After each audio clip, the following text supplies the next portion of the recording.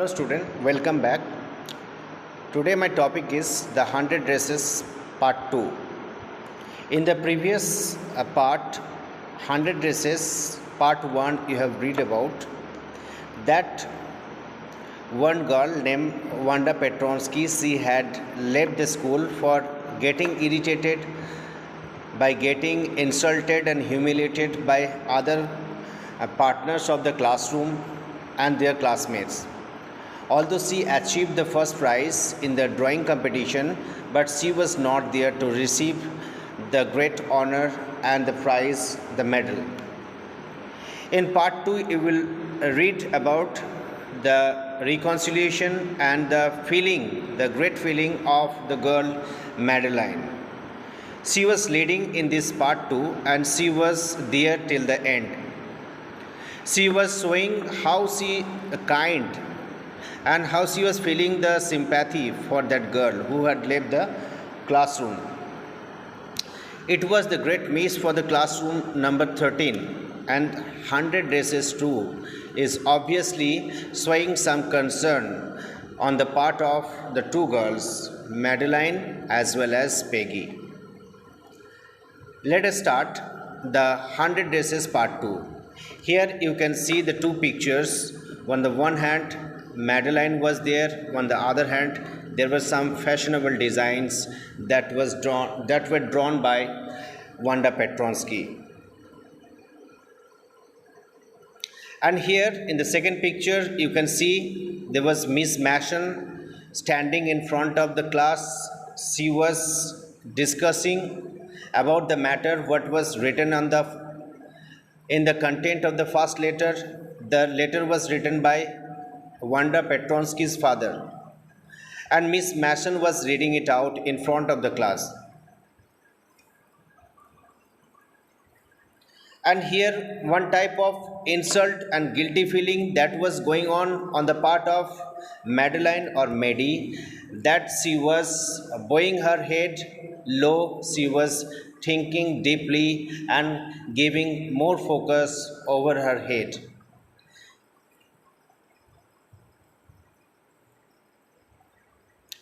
Here all the girls all the girls are missing that girl Wanda Petronsky, because their regular routine of asking her how many dresses she had, how many hat, how many shoes. As this girl was no longer coming, that's why there was a feeling of boredom and they were missing her.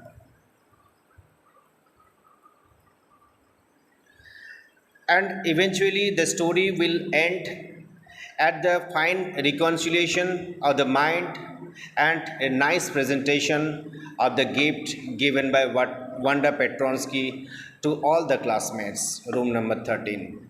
And special gifts were given to Peggy and Maddie.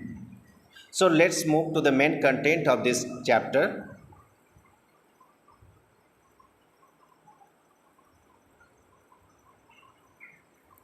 Here in the 100 Races Part 2, written by Elbasor Esther, let us start. While the class was circling the room, the monitor from the principal's office brought Miss Mason a note. Miss Mason read it several times and studied it thoughtfully for a while. Then she clapped her hands. So while the class was circling the room, the monitor from the principal's office brought one letter, and that letter was given to Miss Mason. After getting the letter, Miss Mason, the teacher, was reading it several times and studied it thoughtfully for a while also. She was not reading it loudly. Then she clapped her hands. Attention class, everyone back to their seat. Now students, get to your seat. When the shuffling of the feet had stopped, now all the students are ready to sit on their seats. There was no noise of the feet. There was a silence in the room. The room was still and quiet. Miss Mason said, "I have a letter from Wanda's father, and I want to read to you." Miss Mason stood there a moment, and silence in the room grew tense and expectant. Actually, it was a curiosity what the letter is going to disclose about, so everybody wants to know. Therefore, everybody was silent in the classroom. Here you can see Miss Mason stood there a moment, and silent in the room grew tense and expectant. The teacher adjusted her glasses. Glasses means spectacles. Slowly and deliberately. So she took off her glass and adjusted her glasses, and after that put it on the eyes.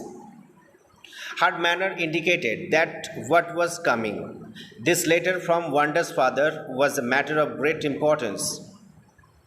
Everybody listened closely as Miss Mason read the brief note. It was in the form of a note, small content but packed up content to shatter the mind after listening to it. What was the content of the letter that came from the father of Wanda Petronsky? Let's read. So, here in the content of the letter, it was written, Dear teacher, my Wanda will not come to your school anymore. Jack also. So, both the brother and sister will not come to school anymore. No more holler Polak. No more ask why funny name. Plenty of funny names in the big city. This was that. And at the end, written yours truly, Jan Petronsky. So Wanda Petronsky and her brother would not come to school anymore because of the irritation, humiliation, insult, and fun. Because everybody was making fun of them, so they decided to change the place and settle in the big city where plenty of funny names will be there, but nobody will be there to tease them. So name of the father was given Jan Petronsky. After reading out, a deep silence made the reading of the letter. So after reading this letter, there was silence in the classroom. Miss Mason took off her glasses. First of all, she opened the glasses and blew on them. Little bit hot blow given by mouth, and wiped them on her soft white handkerchief. So first of all, she blew the hot air from the mouth. After that, she rubbed the glasses with the white handkerchief. Then she put them on again and looked at the class. When she spoke, her voice was very low. I am sure that none of the boys and girls in room number 13 would purposely and deliberately hurt anyone's feelings because his or her name happened to be a long, unfamiliar one. Actually, here the confirmation given by the side of Miss Mason, she was telling, I am sure none of the boys and girls had met with the girl wrongly or made fun out of her purposely or deliberately. Actually, you don't have the intention of teasing her or hurt anyone's feelings because of his or her name happen to be long and unfamiliar one. If suppose somebody's name is very long and very unfamiliar, then children used to tease by asking these names and by asking many questions to that boy and girl. I prefer to think that what was said in the thoughtfulness. Okay, boys and girls, whatever you have said. Okay, let it be passed. I know that all of you feel the way I do.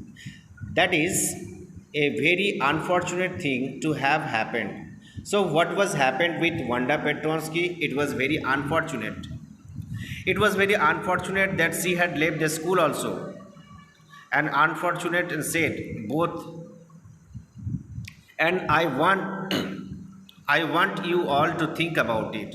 So don't go for teasing another student for the second time. I know all of you are good student, you will listen to my words. The first person was sorry, the first period was a study period and Mary tried to prepare her lesson. So after reading out the letter, it was the first period and it was the study period. Everybody was learning their lessons, but she could not put her mind on her work. She had a very sick feeling in the bottom of her stomach. So she was feeling bad in her stomach also. Who was she? Here she is Maddie. She was not feeling well due to the problem in the stomach. True, she had not enjoyed listening to Peggy ask Wanda how many dresses she had in the closet. But she had said nothing. Actually, she was thinking about the fact that she did not like Peggy to ask Wanda how many dresses she had in the closet. Although she was listening to all these words and questions asked by Peggy, but she did not protest. Nothing she did for a single time. She stood by silently, and that was just as bad as what Peggy had done. Actually, here Madeline is wanting to tell that Peggy as well as she both are the culprit for sending the student, namely Wanda Petronsky, to the other school. Actually, both of them had done the problem. Peggy had done the problem by asking the question, and Madeline had done the problem by remaining silent, by not protesting. Oates, she was a coward. So here Madeline was thinking that she was a coward. At least Peggy had not considered they were being mean, but she, Maddie, had thought they were doing wrong. Actually, Peggy, the friend, was not thinking that she had done the wrong, but it was the real feeling that came to Maddie. She was feeling whatever was done, it was very bad. She could put herself in Wanda's shoes. Actually, she was thinking that if I would be in the same position as Wanda Petronsky, that time it would be problem for mine also. So she was remaining silent. She was not asking Wanda Petronsky how many dresses she had. Goodness, was not there anything she could do? If only she could tell Wanda she had not meant to hurt her feelings. Actually, whatever she asked, she did not want to hurt her feelings. She turned around and stole a glance at Peggy, but Peggy did not look up. Actually, during the class, Madeline was looking at Peggy, but Peggy was reading and reading only, learning. She was not concentrating on other things. She seemed to be studying hard and well, whether Peggy felt badly or not. Actually, this was the uncertain period. Here, Maddie was thinking that my friend, it is not confirmed that Peggy was feeling good or bad, it is not confirmed. Well, whether Peggy felt badly or not, she had to do something. She had to find Wanda Petronsky. Now, Madeline was thinking that it is the right time to find out Wanda Petronsky, where she lives. Maybe she had not yet moved away, that we should go early, otherwise, she might have gone to other places. So, we should take a chance to meet her once again. Maybe Peggy would climb Maybe Peggy would climb the heights with her. So she was thinking, Maddie was thinking that if I go to Boggin side, then it may be that Peggy would come with her. They would tell Wanda she had won the contest, that they thought she was smart and the 100 dresses were beautiful. Actually, all these words she wanted to tell, that she had won the contest and everybody was thinking nicely about her. Right now, there was no such funny things are there with the classmates. Everybody is serious with you, and you should come to the school once again.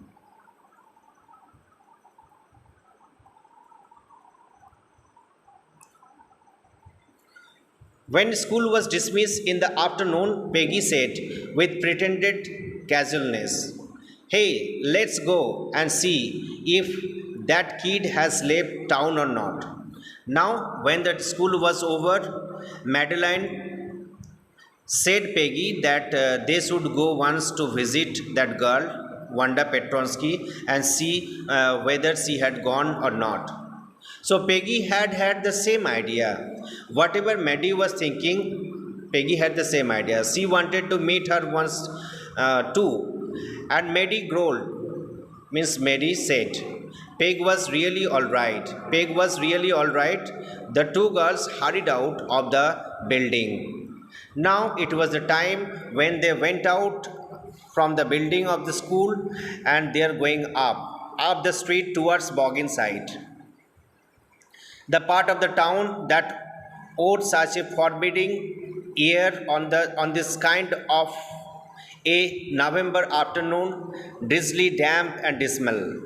So here the situation, it was afternoon time, and both the girls were in hurry to reach there to meet the girl Wanda Petronsky and tell something else special after that return home. So they were in hurry, and besides the condition, the climate, the weather was not good at all. It was drizzling and it was cold, and the damp air as well as the soil.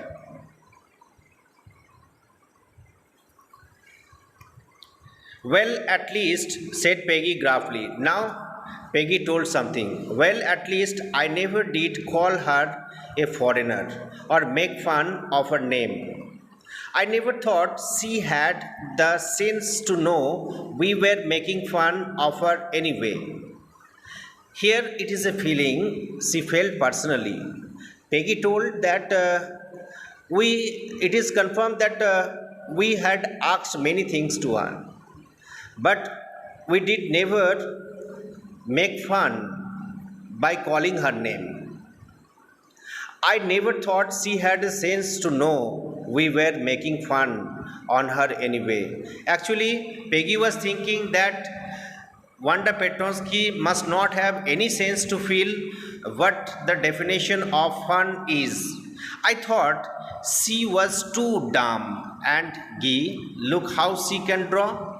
First of all, I was thinking she was dumb like cow and could not say anything else and could not do anything else too. But see the potential of hers, she had drawn fantastically. Maddie could say nothing. All she hoped was that they would find Wanda. Now they decided to find Wanda. She wanted to tell her that they were sorry that they had picked on her or teased her, made fun out of her, and how wonderful the whole school thought she was. And please not to move away, and everybody would be nice.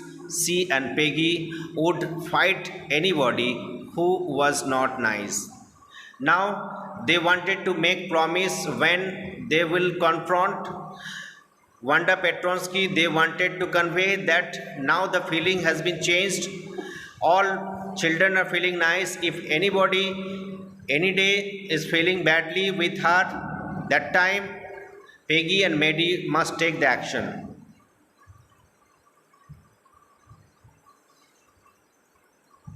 The two girls hurried on. They hoped to get to the top of the hill before dark because they have to reach home also. So they decided like this to reach there before the dark. I think that is where Petronsky lives, said Maddie, pointing to a little white house. So there was one white house, and Maddie thought it would be her house, White House, wisps of old grass stuck off here and there along the pathway like thin kittens. So like some patches of the grass were there, here and there scattered. It was not looking good or nice. The house and its sparse little yard looked shabby. So the outward decoration of the house was looking dirty, but it was not so much dirty, clean also. It reminded Maddie of Wanda's one dress, her faded blue cotton dress, shabby but clean. It was not ironed, it was not hung out properly, but it was cleaned by detergent every day. So there was not a sign of life about the house. Peggy knocked firmly on the door, but there was no answer. She and Maddie went around to the backyard and knocked there. Still, there was no answer. So, when they came at the White House, they started knocking at the front door, at the back side, but there was no response. So during this time, once again, they are facing the frustration. They could not meet with the friend. Hopefully, she had left the place, and it was the time for them, and it was the time for them to leave the place because they had to go home also. Okay, this is in this video I am doing up to this portion. In my next video, I will come and cover up the remaining portion. Till then, goodbye to all of you.